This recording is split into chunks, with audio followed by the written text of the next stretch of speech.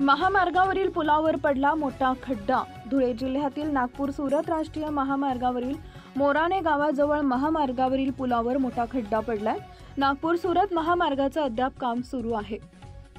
दरम्यान याच राष्ट्रीय महामार्गावरील मोराणे गावाजवळ नव्याने बांधण्यात आलेल्या पुलावर अचानक मोठा खड्डा पडलाय।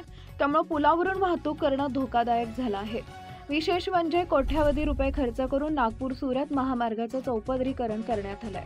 असं असताना महामार्गावर पडलेल्या खड्ड्यांमुळे महामार्गाचं काम निकृष्ट दर्जाचं झालं असल्याचा आरोप माजी जिल्हा परिषद सदस्य संग्राम पाटील यांनी केलाय।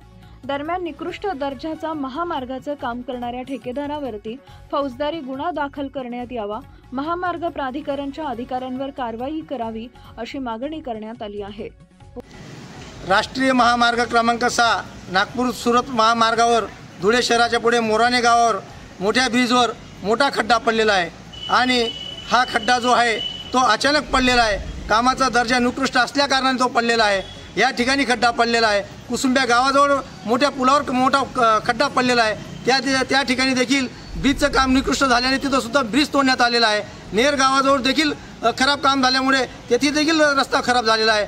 अशा प्रकारे या संपूर्ण या रस्त्यावर जे ठेकेदार आहेत त्यांनी अत्यंत निकृष्ट दर्जाचं काम केलेलं आहे। करोडो रुपये लाटलेले आहेत आणि याला देखील NHAIच्या अधिकाऱ्यांनी पाठीशी घातलेले आहे। या ठेकेदारांनी NHAIच्या अधिकाऱ्यांनी शासनाला बदनाम करण्याचं काम केलेलं आहे आणि म्हणून याच्यामध्ये जनतेला घोरपडण्याचं काम ते करत आहेत। जनतेला सेवा देण्यामध्ये ते काम आपण पडत आहेत आणि म्हणून या ठेकेदारावर याला कार्यालयात टाकून याच्यावर निलंबनाची कारवाई करण्यात येऊन याच्यावर फौजदारी गुन्हा दाखल करण्यात येऊन याला जेलीत टाकावे आणि NHAIच्या अधिकाऱ्यांवर देखील कारवाई करण्यात यावी असं मी या स्थानिक लोकप्रतिनिधी असल्या कारणाने मी मागणी करीत आहे।